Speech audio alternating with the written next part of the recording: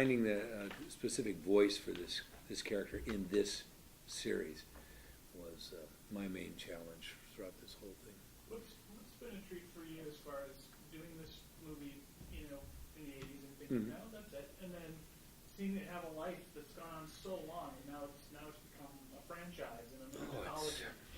I mean, you've just done it. You just said it. I mean, it's absolutely not a mystery to me, and it was less a surprise than just an absolute joy that what I had been thinking was happening was actually happening, in that it had resonated, not just a couple of years later, because Tron came and went.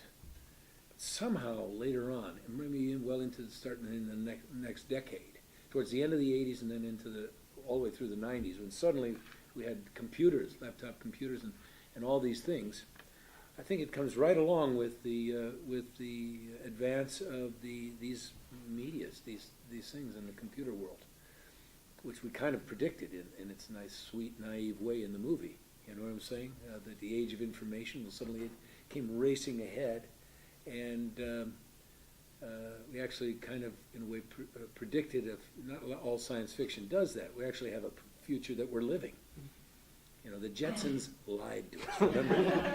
It doesn't look a thing like it. It's supposed to be on here now. It's supposed to be happening. 1999. Yes! Yeah. We're way past the time. Where's my car, the flying car? Meep, meep, meep, meep. Me, George Jetson. Anyway, I am. I'm totally continually surprised, and so to be a part of something, and for me personally to have the name of it, played the title character in this, it's absolutely thrilling. But like I said, I was doing a lot of science fiction conventions, Star Trek conventions, and things like that. And I'll tell you, 85 to 90% of people walking up was all about Tron. And I'm going, wow, this thing really, they just keep coming out, And now the original movie is more popular now than it ever was. It took legacy for a lot of people who were way too young or even weren't around to now rediscover it. And I will say, what I love about the animated series, it has everything which I loved about Legacy, and then adds a little bit more. Certainly in the shapes and everything of the characters, and the vehicles are so hot. I mean, my God! Every time I see another Tron thing, I go, I gotta have me one of those. I gotta have that treaded thing, that bike with the tank tread on there with. That's just to eat up the terrain, man. You know what I'm saying? That's off-roading at its best. And that ATV type thing. I wanted Quorra's little dune buggy that she had there when she picked him up in Legacy and took off over the frontier there. So I mean, it makes me stay a kid.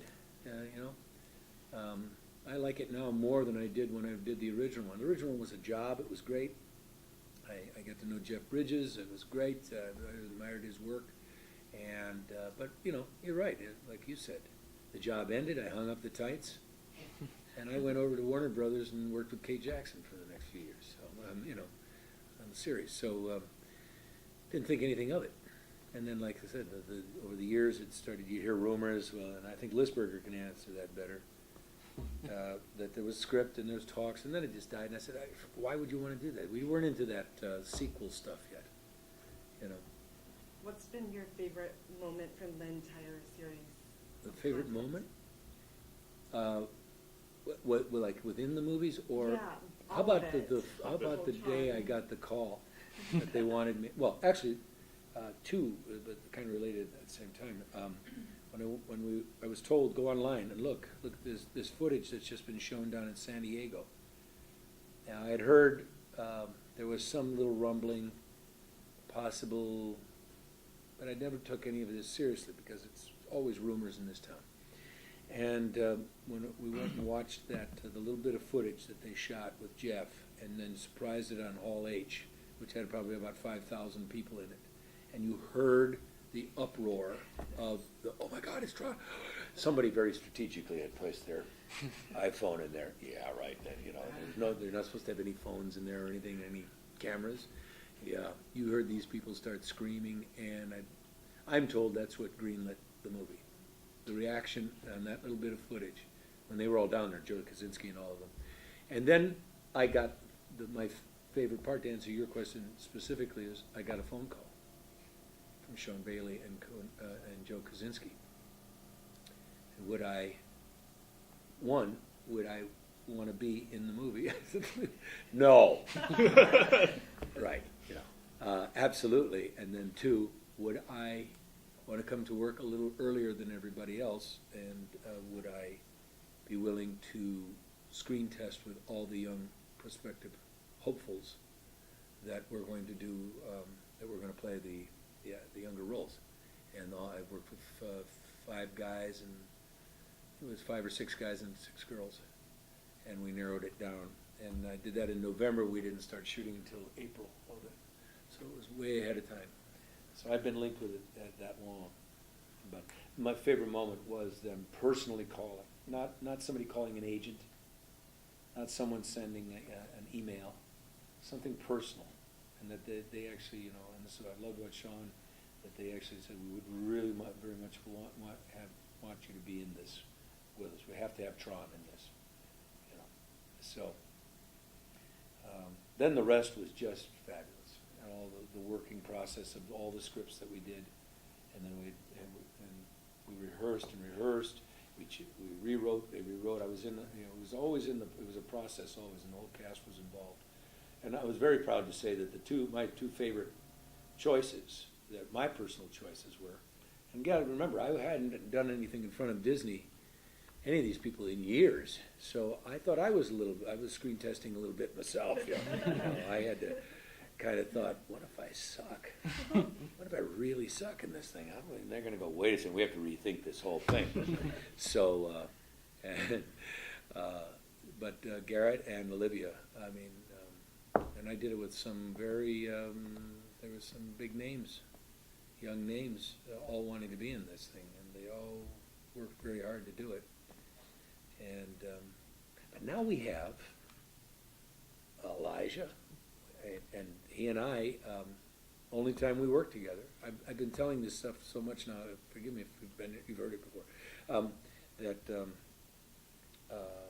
we only worked once, and that was when we kind of auditioned this to the powers that be, who were all sitting in a room on the other side of the glass from us. And of course, they came to me, or Tron, but what if my voice sucked? What if it just didn't work right? So I went through this all over again now for this series. I more or less felt like I was auditioning, because there I had everybody and their agents and all, blah, blah, blah, all sitting on the other side there. And Elijah and I, is this going to work? Is there any chemistry? And thankfully, I think there is. I think it's done real well. So it all worked out, and that's the only time we actually worked together. Maybe one other time he happened to be in town. Otherwise, I think he was in New Zealand doing The Hobbit. I was off doing another series, which didn't make the schedule. And DC, whatever the heck that thing was. Anyway, and so that's fine.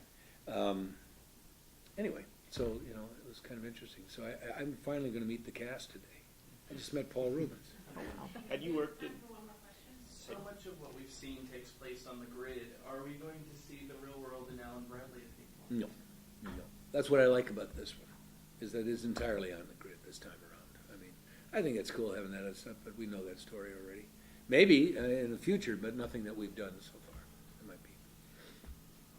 Thank you. Okay? Wow. I was at the end.